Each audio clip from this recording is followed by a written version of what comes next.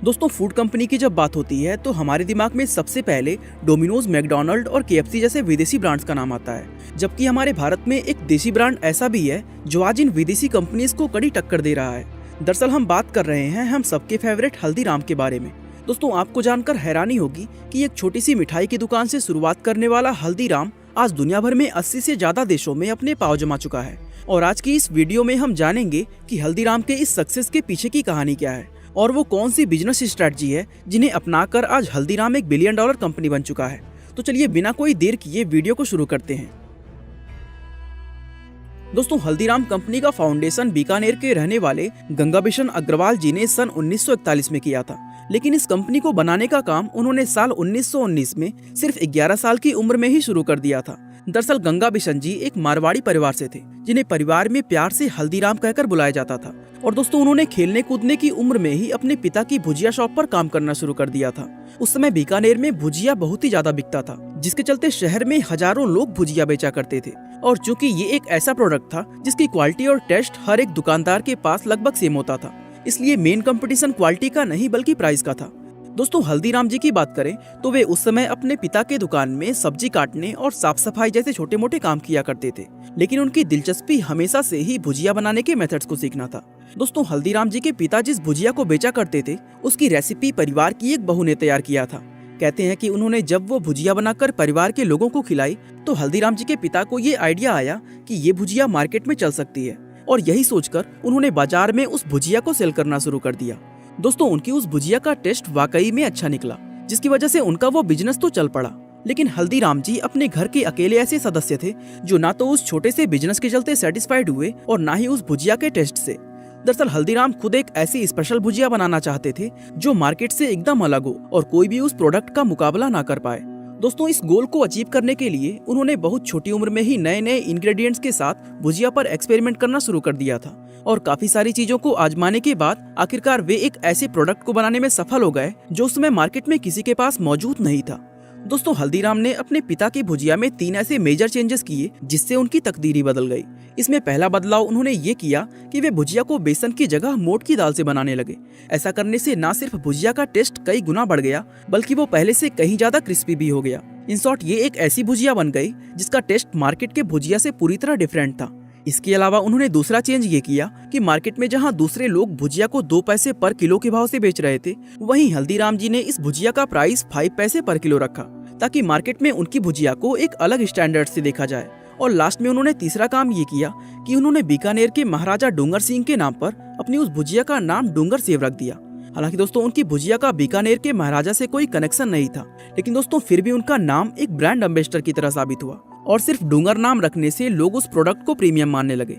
अब चूंकि दोस्तों लोगों की नजर में ये भुजिया ऑलरेडी एक प्रीमियम प्रोडक्ट बन चुकी थी, तो वैसे में लोग इसे 5 पैसे पर किलो के भाव में भी बिना किसी हेजिटेशन के खरीदने लगे, क्योंकि लोगों के मन में ये धारणा बन चुकी थी कि वे 3 पैसे एक्स्ट्रा देकर एक हाई क्वालिटी प्रोडक्ट खरीद रहे हैं। दोस्तों, इन सब चीजों के चलते हल्दीराम जी का डूंगर सेव मार्केट में लॉन्च होते ही हिट हो गया, जहां कुछ ही हफ्तों के अंदर उनकी सेल्स आसमान छूने लगी और हल्दीराम का भुजिया एक बेहद ही कॉम्पिटिटिव मार्केट का लीडर बन गया।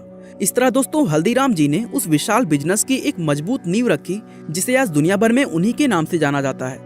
हालांकि दोस्तों, हल्दीराम जी ने जो किया वो इस कंपनी का फाउंडिंग पिलर था, लेकिन उनके बाद इस कंपनी की ग्रोथ का दूसरा चैप्टर साल 1960 के एंड में शिवकिशन अग्रवाल ने शुरू किया, जो कि दोस्तों इस कंपनी को एक ऐसे लेवल पर ले गए जिसे किसी ने सोचा भी नहीं था।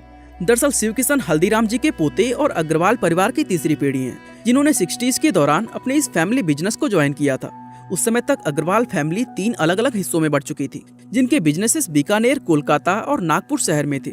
इसमें कोलकाता और बीकानेर का बिजनेस तो काफी अच्छा चल रहा था, लेकिन नागपुर के अंदर शिवकिशन जी को काफी स्ट्रगल करना पड़ा।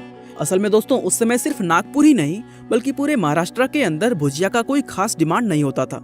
ऐसे में शिवकिशन जी ने महाराष्ट्र के लोगों की फूड हैबिट को जानने के लिए मार्केट रिसर्च का फैसला किया और उन्होंने नागपुर के पूरे मार्केट को खंगाल डाला। इस तरह दोस्तों कई महीने तक रिसर्च करने के बाद उन्हें इस मार्केट के अंदर 2 बड़ी अपॉर्चुनिटी नजर आई।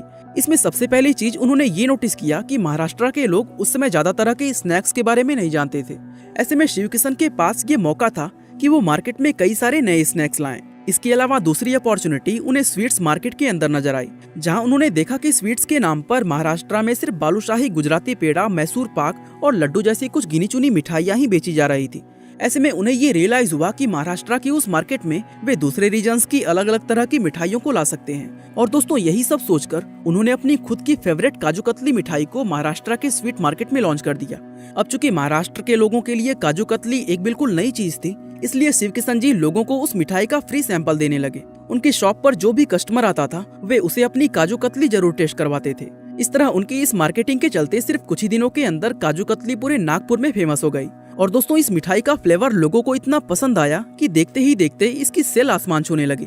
दोस्तों काजू कतली के इस जबरदस्त सफलता के बाद उन्होंने महाराष्ट्र के लोगों को बीकानेर और कोलकाता की दूसरी फेमस मिठाइयों से भी इंट्रोड्यूस करवाया। इस तरह शिवकिशन जी की इन जबरदस्त बिजनेस स्ट्रेटजी और टेस्टी प्रोडक्ट्स के चलते सिर्फ 3 सालों के अंदर हल्दीराम की सेल्स 400% बढ़ गई। और दोस्तों ये तो सिर्फ एक शुरुआत थी। दरअसल इसके बाद उन्होंने देखा कि नागपुर के लोग साउथ इंडियन स्नैक्स जैसे इडली और डोसा को काफी ज्यादा पसंद करते हैं और ये स्नैक्स मार्केट में बहुत ज्यादा पॉपुलर भी थे। इसलिए कस्टमर्स को अपनी शॉप पर केवल लाने के लिए उन्होंने खुद का एक साउथ इंडियन रेस्टोरेंट खोल डाला। और जब बहुत सारे लोग उनके रेस्टोरेंट में आने लगे तो उन्होंने धीरे धीरे अपने मेन्यू में समोसा, कचौरी और छोले भटूरे जैसी चीजों को ऐड करना शुरू कर दिया। अब दोस्तों बिजनेस के पर्सपेक्टिव से देखें तो शुरुआत में जब उन्होंने नागपुर के मार्केट में एंटर किया था तब वे लोगों के लिए एक ऐसे अनजान दुकानदार थे जो उनको अननोन डिशेस सेल कर रहे थे और इसी के चलते लोग उनके ऊपर विश्वास नहीं करते थे। इसलिए शिवकिशन जी ने क्या किया कि पहले उन्होंने महाराष्ट्र के लोगों को उनकी पसंद की डिशेस बेचकर उनका ट्रस्ट जीता और जब लोगों को उन पर भरोसा हो गया तब उन्होंने उनके सामने वो नई डिशेस पेश की जो पूरे महाराष्ट्र में किसी के पास नहीं थी और हल्दीराम की सेल्स सिर्फ कुछ ही सालों में नई ऊंचाइयों पर पहुंच गया। दोस्तों अब इस बात में कोई शक नहीं है कि हल्दीराम को इस मुकाम तक पहुंचाने में शिवकिशन जी का योगदान काफी ज्यादा अहम रहा था। लेकिन जो व्यक्ति हल्दीराम को इससे भी ऊपर लेकर गया वो शिवकिशन जी नहीं बल्कि अग्रवाल परिवार के दूसरे सदस्य मनोहर लाल अग्रवाल जी थे। दरअसल दोस्तों मनोहर लाल ने भी इस बिजनेस को आगे बढ़ाने में 2 ऐसी स्ट्रेटजीज अपनाई थी जो हल्दीराम की इस स्टोरी में बहुत बड़ा गेम चेंजर साबित हुआ। दोस्तों ये 80s का वो समय था जब कोई भी ब्रांड पैकेजिंग पर खास ध्यान नहीं देता था।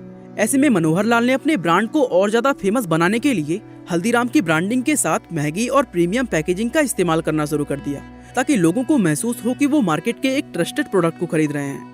उनके ऐसा करने की वजह से लोगों के बीच न सिर्फ ब्रांड अवेयरनेस बढ़ी बल्कि साथ ही हल्दीराम के लिए लोगों का ट्रस्ट पहले से कहीं ज्यादा मजबूत हो गया।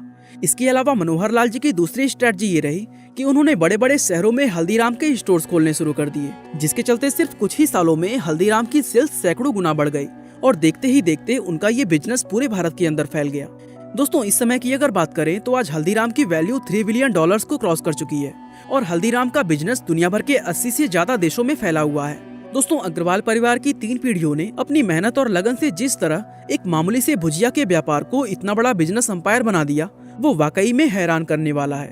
बाकी दोस्तों आज के लिए बस इतना ही। वीडियो को लाइक, शेयर और चैनल को सब्सक्राइब करना बिल्कुल ना भूलें।